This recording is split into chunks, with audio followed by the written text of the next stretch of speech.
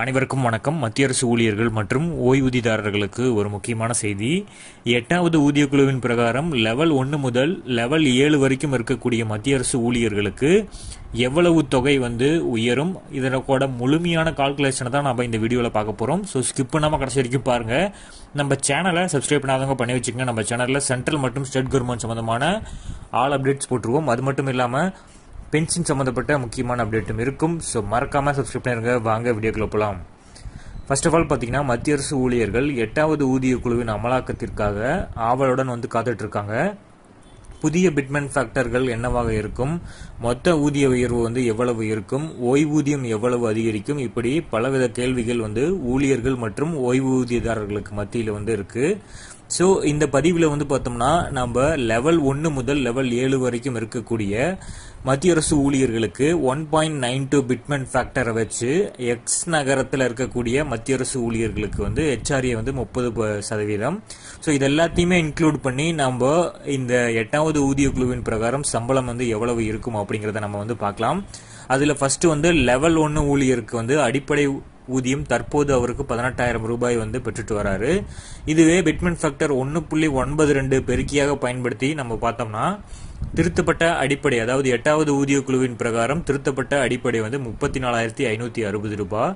So இதுல HRA 30%, 10,368 ரூபாயும், அடுத்தது டிஏ, அதாவது அதிகபட்ச டிஏவாக நம்ம போட்டிருக்கோம், அதுல 1,350 ரூபாயும், மொத்த சம்பளம் 46,276 ரூபாய். ஸோ இதுல என்பிஎஸ் பிளஸ் சிஜிஹெச்எஸ் 3,706 ரூபாய். ஸோ நிகர சம்பளம் 42,572 ரூபாய் கடைசியா இருக்கும்.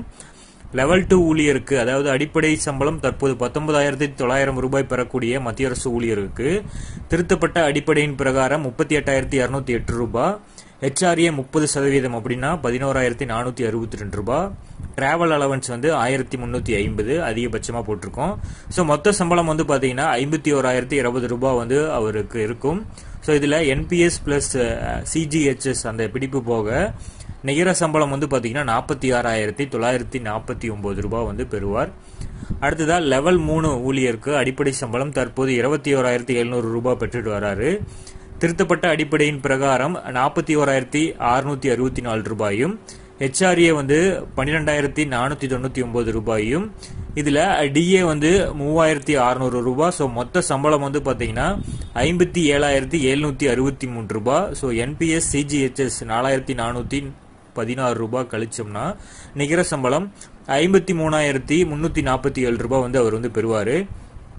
அடுத்ததா பாத்தீங்கன்னா, திருத்தப்பட்ட அடிப்படையின் பிரகாரம் 48,960 ரூபாய். ஸோ லெவல் 4 ஊழியரோட அடிப்படை சம்பளம் 25,500 ரூபாய். திருத்தப்பட்ட அடிப்படையின் பிரகாரம் 48,960 ரூபாய். HRA 14,688 ரூபாயும், டிஏ அதாவது டிராவல் அலவன்ஸ் 3,600 ரூபாயும், மொத்த சம்பளம் 67,248 ரூபாய். என்பிஎஸ் மற்றும் சிஜிஹெச்எஸ் 5,146 ரூபாய். இதுல கழிச்சோம்னா நிகர சம்பளம் பாத்தீங்கன்னா 62,102 ரூபாய் லெவல் 4 ஊழியருக்கு கிடைக்கும். அடுத்ததா லெவல் 5 ஊழியருக்கு அடிப்படை ஊதியம் 29,200 ரூபாய். திருத்தப்பட்ட அடிப்படை 56,064 ரூபாய். HRA 16,816 மற்றும் டிராவல் அலவன்ஸ் 3,600. மொத்த சம்பளம் 76,483 ரூபாய். இதுல என்பிஎஸ் பிளஸ் சிஜிஹெச்எஸ் 5,256 ரூபாய் கழிச்சது போக நிகர சம்பளம் 70,627 ரூபாய். லெவல் 5 ஊழியருக்கு 70,627 ரூபாய். அடுத்தது லெவல் 6 ஊழியருக்கு அடிப்படை ஊதியம் 35,400 ரூபாய். திருத்தப்பட்ட அடிப்படை 67,968 ரூபாய். ஸோ HRA பாத்தீங்கன்னா 20,390, டிராவல் அலவன்ஸ் 3,600, மொத்த சம்பளம் 91,958 ரூபாய். ஸோ என்பிஎஸ் பிளஸ் சிஜிஹெச்எஸ் 7,247 ரூபாய் கழிச்சது போக நிகர சம்பளம் 84,711 ரூபாய். அடுத்ததா லெவல் 7 ஊழியருக்கு அடிப்படை ஊதியம் 44,900 ரூபாய் தற்போது பெற்றுட்டு வராரு. இது திருத்தப்பட்ட அடிப்படையில 86,208 ரூபாயாக இருக்கும். HRA 25,862 ரூபாய். டிராவல் அலவன்ஸ் 3,600, மொத்த சம்பளம் 1,15,670.